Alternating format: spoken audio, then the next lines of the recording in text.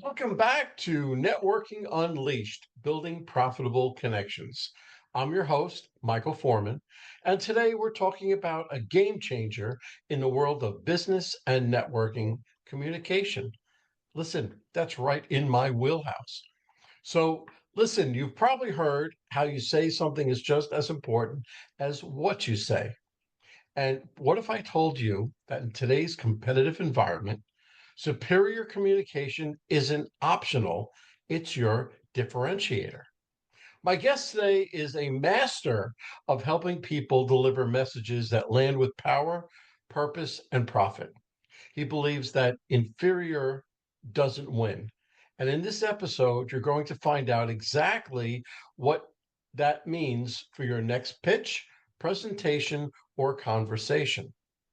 Whether you're networking in a room full of strangers or speaking on a stage with high stakes, this conversation will help you out. Speak up and secure real results. Let's dive in.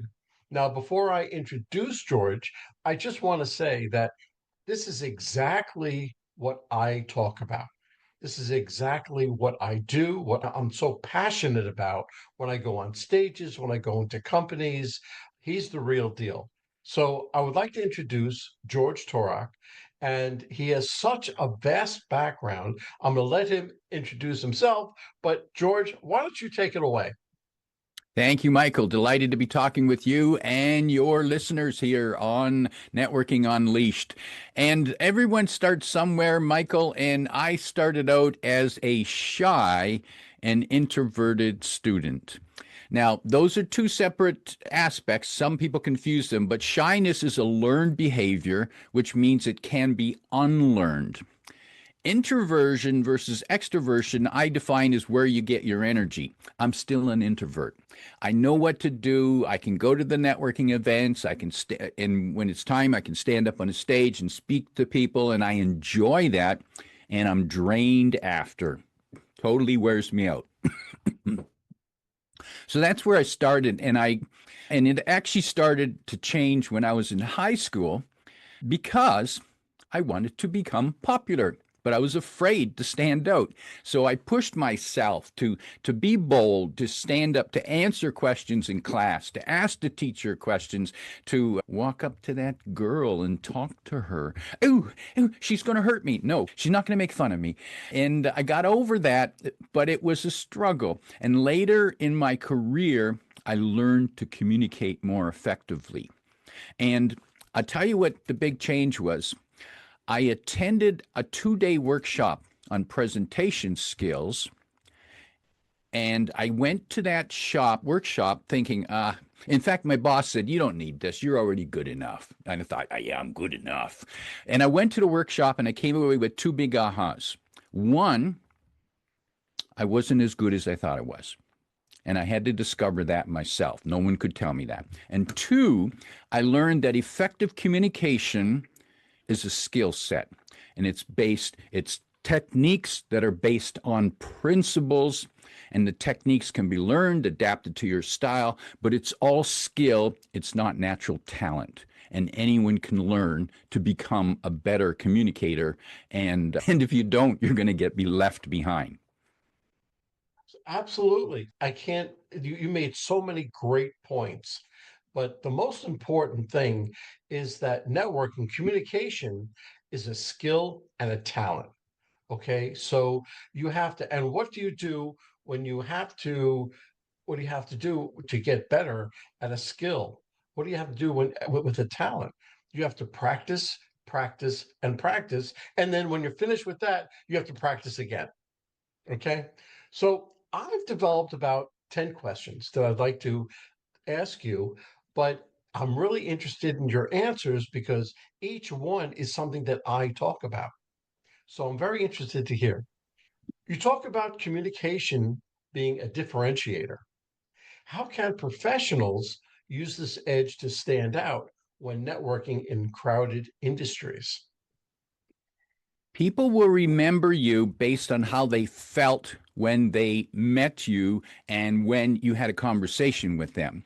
And that will be determined by how you communicated with them.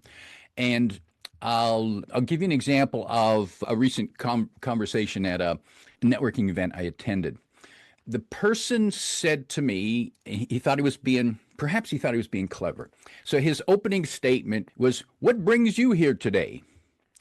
And I said, and I could have said my car, or it could have been funny and said my steed, but instead I said curiosity. Curiosity and the search for a positive conversation. And he looked at me and he didn't know what to say. He had no follow up. So he started the conversation, what he thought was a clever question, but he didn't know how to continue it. And so we picked up the conversation at some point, but it went through this flat part. So be prepared to listen to people. And he could have responded with, "Oh, that's different. What makes you curious, George?" And so pick up on what people say and engage them, and they'll remember you. And I don't remember the guy's name. And if I see him again, I'm probably not going to go walk over to him because he left me with a yucky feeling. Right. That's right. And the important thing that you said was that you had to have active listening. Active listening is so important because you have to respond to what the person is asking you, not the next thing that you want to say. So when he got confused because he tried to come out of his little bag of tricks of what to say, and you just hit him right back. So that's very good. And I'll have to remember that. Okay, so what are the most common mistakes people make when presenting themselves at networking events, and how can they avoid them? One of the one of the most common mistakes is that they think it's all about them, that they're there to give their 30-second or 2-minute or pitch about, "Here's what I do, here's what I sell, give me your card." I'll get lost, get out of my face. This is the feeling that I have when that happens. And here's another, I remember a person approached me and they start talking to me. But while they're talking to me, their eyes are looking up. They're going up like this. And I realized that what they were doing is they weren't talking to me. They were reading the script that they had memorized in their head. So that's all they were there for. And then when they're done, I just looked at them and said, "That's interesting." So the first thing is, it's not about you. It's about making connections. And connections means building a relationship. And another mistake is to write people off because you think, "Oh, this person isn't a client for me. I'm not going to talk to them. I'm not going to waste my time with them." Guess what? That person might introduce you to someone else, or they might simply give you energy when you arrive the next time because you already have a connection. So those are a couple of the mistakes. And the third mistake is not following up, because it's about a relationship. And can you imagine can you imagine getting married and the first year, a year later after the marriage, you have a first anniversary and you give your spouse flowers and a card and all that. And you think, "Okay, that's done. I don't have to do that anymore." Don't work that way. That's a good analogy. I haven't thought about it that way. Follow up is so important. It's more important, I think, than actually meeting the person, by the way. But the follow up and the way you do it and what you do is so very important. And you brought it out. That's a great analogy. If you don't mind, I'm gonna have to steal that. Okay. All yours. It's free. It's a gift. Okay. Okay. So you say inferior doesn't win. What are the signs that someone is delivering in an inferior presentation or pitch, and how do they level up fast? A sure sign is they're talking about, it's all about themselves. And I'll give you another example. I attended a webinar the other day, and 10 minutes in, the speakers are still introducing each other. I used to show up early for those type of webinars, but now I know to show up at least a couple minutes in, so I can skip that nonsense. But 10 minutes in, they're still introducing each other. They're talking about themselves. I don't care. That's not why I showed up. So stop talking about yourself and make it about the audience real quick. Engage the other person quickly and make it about them. And here's a tip to make your presentation more about your listener, your audience. Use the word "you."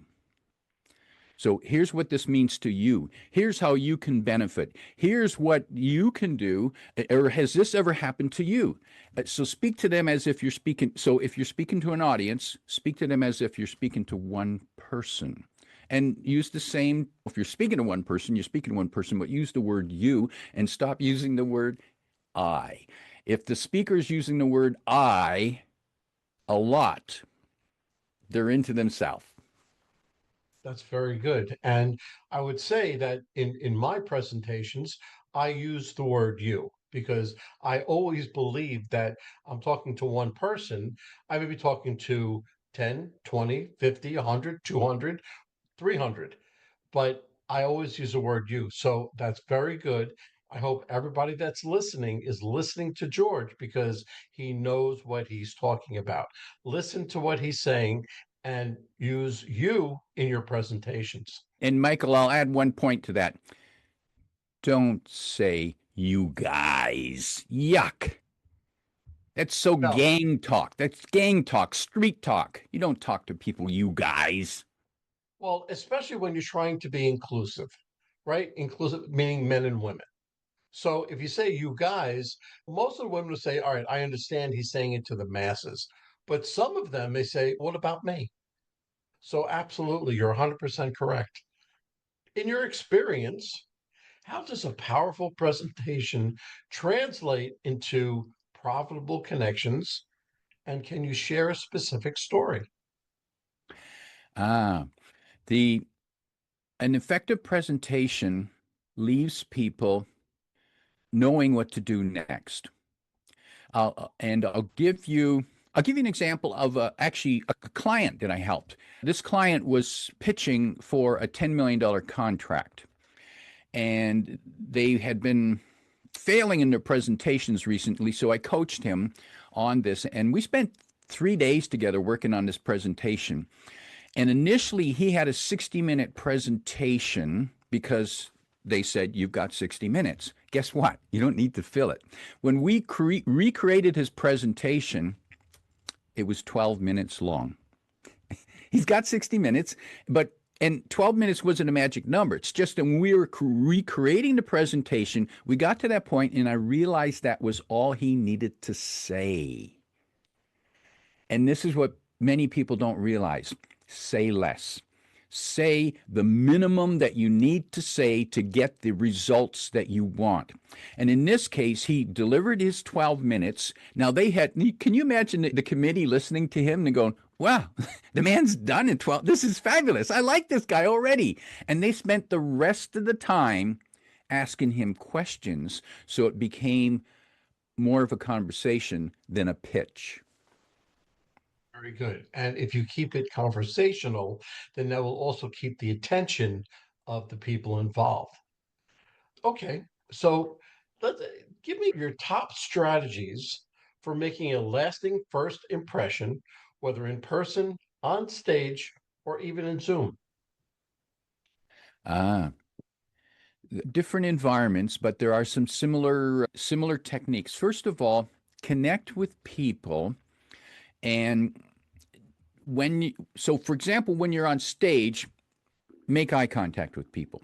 Now, what if you got 100, 500 people in a room, 1,000 people? I can't look at everybody. Yes, but it's not who you looked at, it's who believed you looked at them. So if you look off to the one side here, you're looking at that person over there, that 5 or 6 or maybe 10 people around them believe you looked at them. So talk to them for a sentence or two, and then move your eyes over here to another part of the room. So by the end of the presentation, everyone feels that you looked at them and therefore we're talking directly to them. Now, when you're in Zoom, of course, you need to spend the time looking into the camera, not the screen, because you think, I'm looking at them. No, you're not. It doesn't look that way. You got to look at the camera, which is hard to do. It's a training, but the audience needs to believe that you looked at them. Another technique is to engage people throughout. Our attention span is so short today that you need to engage people it depends how many seconds or minutes you need to engage them. And there's two main ways you engage people. One is changes in your delivery, and two is by involving them.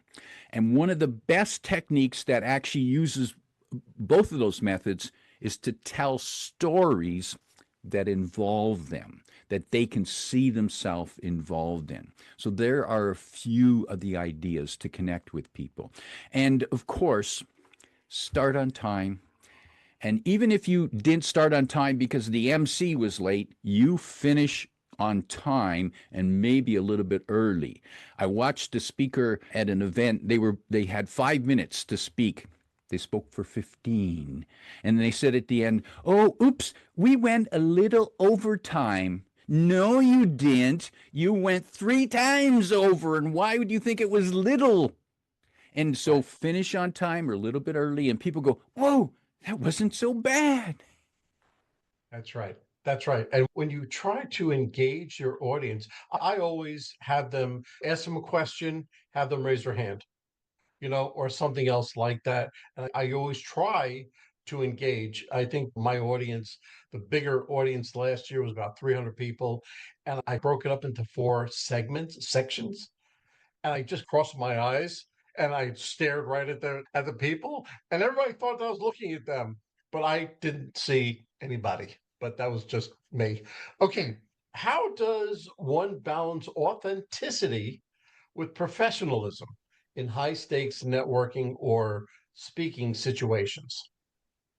Ah, and that's a terrific question to ask because some people say some people, for example, say, "Oh, I don't rehearse because I want to be natural." Guess what?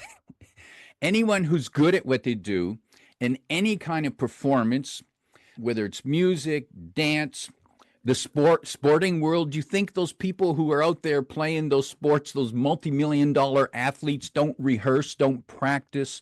You think that the great pianists of the world don't play scales to rehearse to get their fingers working? Of course they do. That's how they come across natural.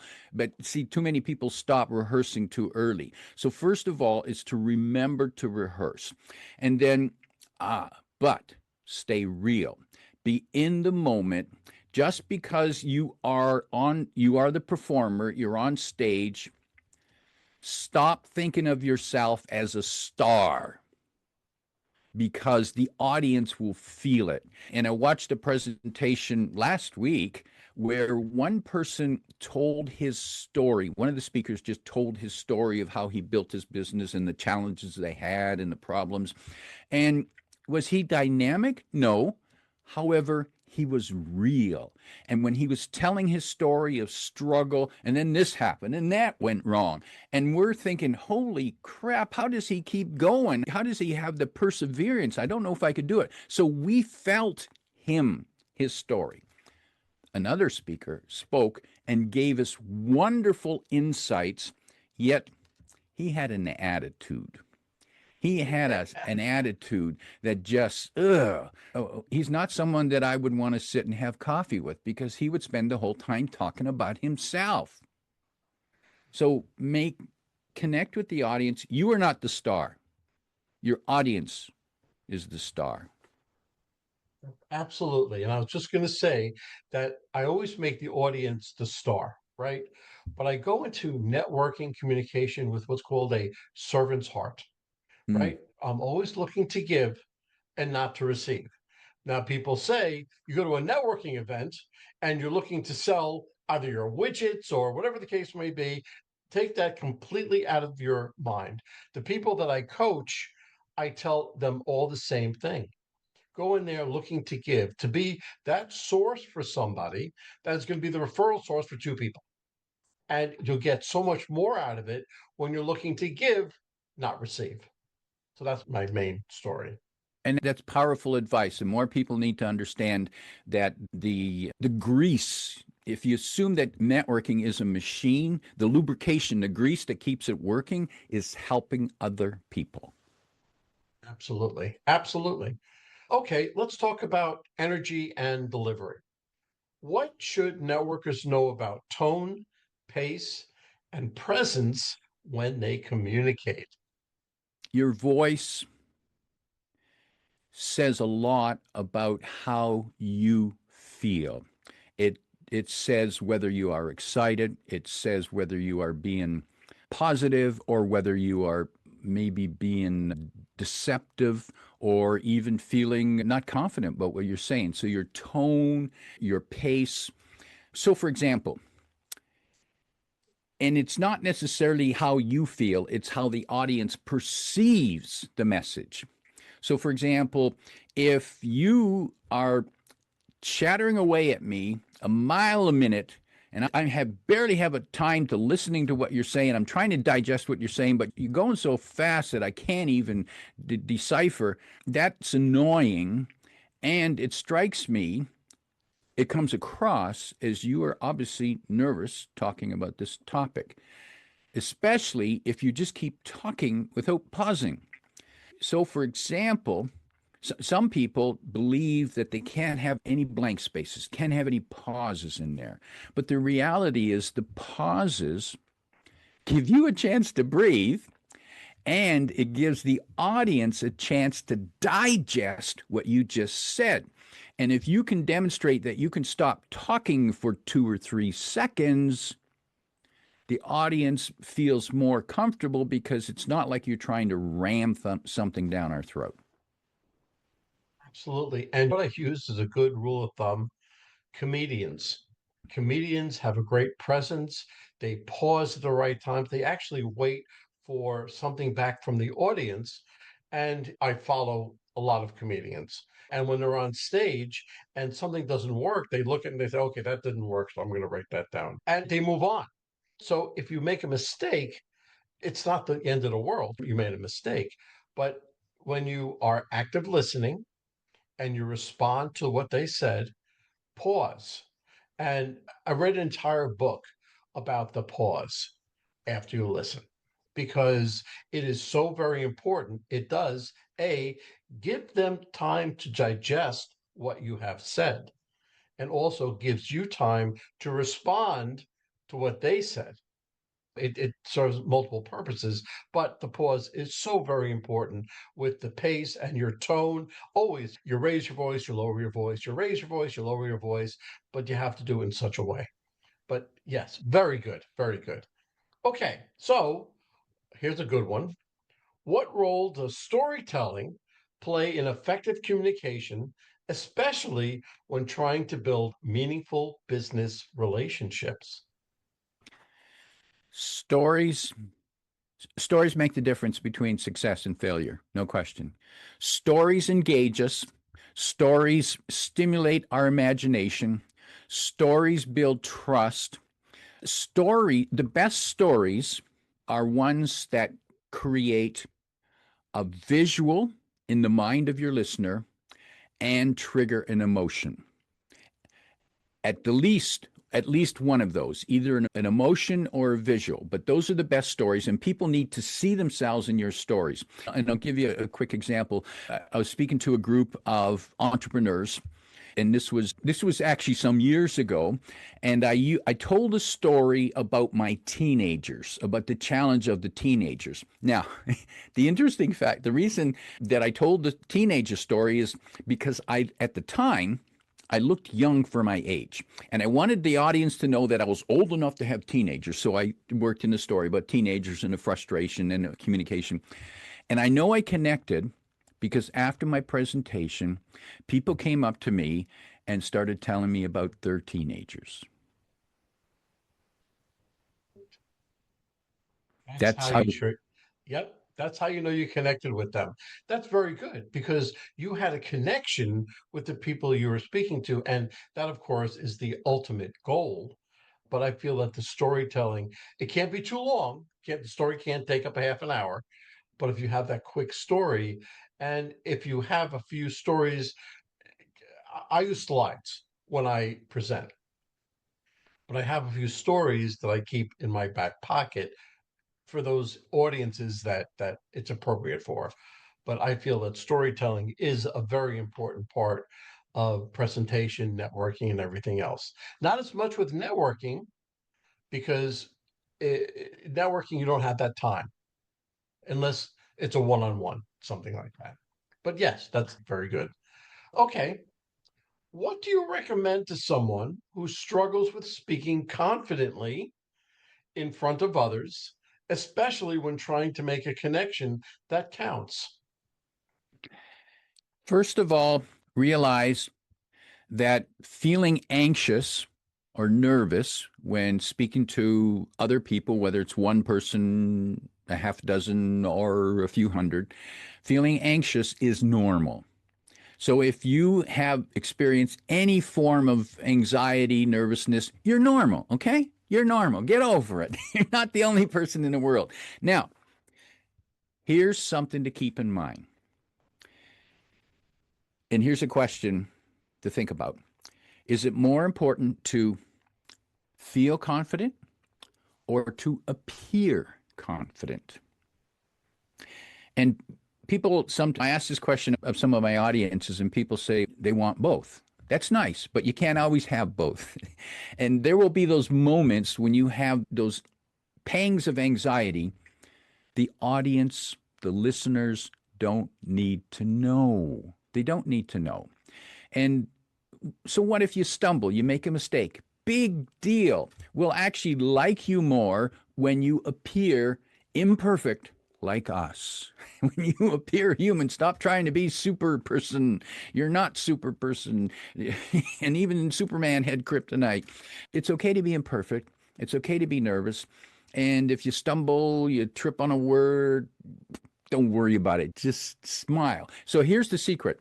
When you're feeling nervous, smile. Now, you won't feel like smiling. You won't. But make a small smile. And guess what? When you smile, and especially if you smile just after you stumbled, people look at you and go, oh, the speaker's got it under control. There's no problem. Look, he's smiling. Everything's okay. But if you make a mistake and you frown and go, oh my God, I made a mistake, they'll know. You don't want them to know. You just show them that you're just delivering your presentation and there's little stumbles in there just to make you look human and just be human. Yeah, absolutely. And I've found that owning the mistake, and I've made, I can't tell you how many mistakes I've made, right? But I just said, oh, that one's on me. And I just moved on and went over it. And that's the best. And the audience reacts to that. They say, oh, he's got it, that type of thing. And it's been like a lot of things. I was on a stage one time that the floor fell, it's like a 2 foot floor, a false floor, and it fell through. Oh, And and I'm sitting there and I'm looking down and I'm looking up at them. I said, boy, I'm feeling mighty low. And I got up onto the stage and I just moved on because it happens. Things happen. But I'll go give ahead. you an instance of what I heard of this was a speaker many years ago was on stage and they tripped and they fell down. And of course, the audience went, ooh, they're worried about this person. And the person, while they're down, they said, I guess I'll now take questions from the floor. And of course, the audience That's great. burst out into laughter because they knew he was okay. And he got out, dusted himself off, and he was able to carry on. That's great. That's a great line. I hope I remember something like that if it ever happens to me. And here's something to keep in mind. The more you speak in front of people, the more likely you're going to have things go wrong, whether it's a technical problem or a technical problem is most common, but it could be a disturbance from the next room. It could be something happening in a chair falls over. It could be a server drops a plate of food.